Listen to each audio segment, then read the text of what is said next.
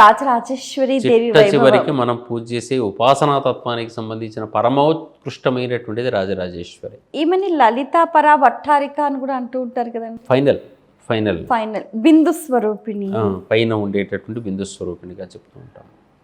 ఏంటయ్యా అంటే రాజశబ్దానికి శ్రేష్టత్వం అని అర్థం. ఈశ్వరి అన్నా కానీ అన్నిటికన్నా పైదే అనే అర్థం కదా. సంపదలతో కూడుకున్నది ఈశ్వరి.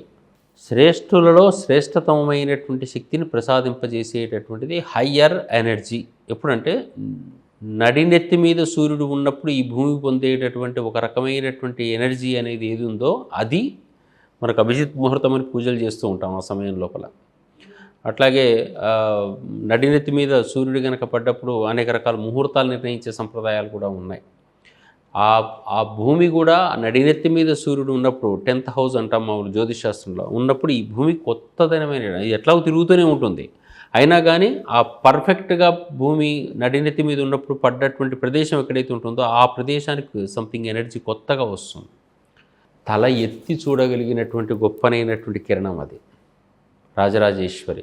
ఈ ఉపాసన ఏం చేస్తుంది అంటే వ్యక్తిని సమున్నతునిగా మారుస్తుంది, రాజుగా మారుస్తుంది. రాజు అంటే ఇప్పుడు రోజుల్లో రాజు అని కాదమ్మా, జనంలో హృదయాల్లో నివసించే రాజుగా మారుస్తుంది. అందుకనే రాజరాజేశ్వరి పూజ అంటే రాజరాజేశ్వరి ఉపాసన అని చెప్పేసానంటే వ్యక్తిలో శ్రేష్టత్వాన్ని బయటికి తీసుకొచ్చేటటువంటిది. ఆ శక్తిని పూర్ణమైన శక్తి, బాలా త్రిపుర సుందరి శక్తి మెత్తదనంతో కూడుకున్నటువంటి చిన్న శక్తిగా మనం చూసేటట్టయితే రాజరాజేశ్వరి శక్తి ప్రచండమైనటువంటి శక్తి. ఇది తలెత్తి చూడలేం, కళ్ళెత్తి చూడలేం. చూడాలంటే తలెత్తి పైకి చూడాలి. కళ్ళు పెట్టి చూస్తే మామూలు కళ్ళకు ఆ వెలుగు చాలా కష్టం. అందుకని అటువంటి స్థితి లోపల నిన్ను నిలబెట్టుకోవడానికి ఆ శక్తిని ఉపాసన చెయ్యి అని చెప్పేటటువంటి కిరణం రాజరాజేశ్వరి కిరణం. అందుకని మొత్తానికి సూర్యోదయ కాలం నుంచి మనకు ఇక్కడికి మిట్ట మధ్యాహ్నం వరకు వచ్చేటటువంటి ఒకనొక కిరణం యొక్క సమూహాలను వరుసగా 9 భాగాలు చేసుకునేటట్టయితే ఏ రూపంలో మనం ఆరాధన చేయొచ్చో అటువంటి ప్రతి కిరణం ఈ భూమి మీద పడ్డప్పుడల్లా ఈ భూమి మీద అనేక రకాల మార్పులు జరుగుతూ వస్తూ భూమి మీద ఉండేటువంటి మనకు కూడా అదే ప్రకృతి ఆనందాన్ని ఇస్తూ వస్తుంది. కాబట్టి ఆ ప్రకృతికి సంబంధించినటువంటి వ్యవహారం అంతా కూడా నవరాత్రుల లోపల ప్రత్యేకంగా మనం ఆరాధించాల్సిన అవసరం ఉంది. ఉపాసనా మార్గం అంటే కళ్ళు మూసుకొని కూర్చున్నాం అనుకునేటట్టయితే ఆకాశంలో ఉండేటటువంటి ఆ సూర్య కిరణముతో కలిసి కూర్చోవటం. ఉపవాస శబ్దాన్ని కూడా అదే అర్థం. వాసము అంటే ఉండటం అని అర్థం. సమీపంలో ఉండటం. ఈ నవరాత్రుల్లో ఉపవాసాలు ఉంటారు అందరూ కూడా. ఎక్కడ ఉండాలి అంటే తీసుకునేది ఏదో కొంచెం పండ్లు పాలు లాంటివి స్వీకరించి రోజంతా కూడా కళ్ళు మూసుకొని ఐదరు పారాయణమన్నా చేయాలి, లేదా జపంతో ఆకాశంలో ఉండే సూర్యునికి ఈ ప్రకృతి శక్తులకు వెరీ నియర్గా ఉండటం అనేటటువంటిది మనం ప్రాక్టీస్ చేయటం అనేది ఈ ఉపాసన మార్గం అన్నమాట. శరన్నవరాత్రులు శక్తి స్వరూపాలు ఎందుకు అంటే శక్తి పూజ చేస్తాం కాబట్టి. మీరు ముందుగానే చెప్పినట్టుగా యాదేవి సర్వభూతేషు అన్ని భూతముల యందు ఉండేటటువంటి శక్తి రూపేణ సంస్థితి. ఇది శక్తి స్వరూపం. ఒక్క శక్తి ఉందామా మన దగ్గర? ఇన్ని రకాల శక్తులన్నీ కూడా మనలో ప్రచోదనం పొందాలంటే ఇందాక చెప్పినట్టుగా కంటికి చూసే శక్తి, చెవికి వినే శక్తి ప్రచోదనం పొంది ఇది సమగ్రంగా ఈ సృష్టిలో మన శరీరం మనుగడ పొందడం కోసం, ఈ శరీరం సరియైనటువంటి పనులు చేయడం కోసం నిర్ణయించబడాలి. ఆ నిర్ణయించబడాలి అనుకుంటున్నప్పుడు ఇటువంటి ఉపాసన చేసేటువంటి మార్గం ప్రతి సంవత్సరం తప్పనిసరిగా మనం గుర్తు చేసుకోవాలి.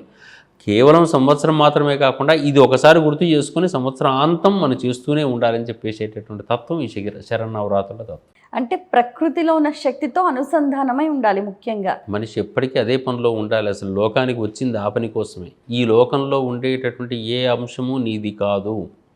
నువ్వు ఎప్పటిదో కర్మ వల్ల ఈ లోకంలో ఈ రూపంతో ఈ గుణంతో ఇక్కడికి అంత అద్భుతంగా వచ్చావు కదా, ఈ రూపంతో ఇంతకన్నా ఉన్నతమైన పనులు చేయాలా, ఇంతకన్నా తక్కువ పనులు చేయాలా?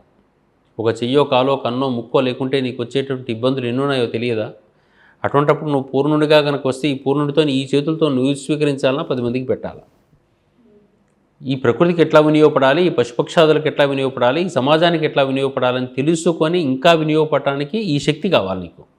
Without energy you can't survive. నువ్వే సర్వైవ్ కాలేనప్పుడు పక్కవాడికి ఏం ఉపయోగపడతావు నువ్వు? ఈ శక్తిని బాగా పెంచుకుంటూ పోయేటట్టయితే ఈ శరీరము తక్కువ శ్రమతో ఎక్కువ పనులు చేయగలదు. అటువంటి వాళ్ళు లేరు ఆ లోకంలో. అద్భుతమైన వ్యక్తులు ఉన్నారు, వాళ్ళ చుట్టూ ప్రపంచాలు ఉన్నాయి. అటువంటి ప్రపంచాన్ని నీ చుట్టూ ఎందుకు తయారు చేసుకోవు? ఎట్లా వస్తుంది నీకంటే ఆ శక్తితో నువ్వు సమన్వయం పొందు. కళ్ళు మూసుకొని ఆ శక్తితోని, ఆ సూర్యకిరణ శక్తితోని నువ్వు నీ మనసును అనుసంధానం చేయి. ఆ మనస్సుకు ఛార్జింగ్ పెట్టేసి ఫోన్కు ఛార్జింగ్ పెడుతుంటుంటే ఎట్లాగైతే కనెక్టింగ్ విత్ ఎనర్జీ అంటుంటాం, ఈ connecting with energy, connecting with power అయితే ఇట్ ఈస్ పవర్ఫుల్ అవుతుంది ఏది ఫోన్. అట్లాగే నీ మనస్సును కూడా నీకన్నా ఉన్నతమైనటువంటి ఆ సూర్యకిరణ శక్తితోనో ప్రకృతి శక్తితోనో సమన్వయం చేసుకుంటూ ఆ శక్తులతో కలిసి ఉండేటట్టయితే you should be powerful. Otherwise powerless ఉన్నవాడు ఎప్పటికైనా కానీ లోయర్ లెవెల్ వర్కుల్లోనే ఉంటాడు, ఏదో బతికితే చాలంటాడు. పవర్ఫుల్ అయిన వాడు వాడు లోకానికి వినియోగపడుతూ ఉంటుంటాడు. అదే Rajarajeshwari. For more videos like this, subscribe Big TV channel.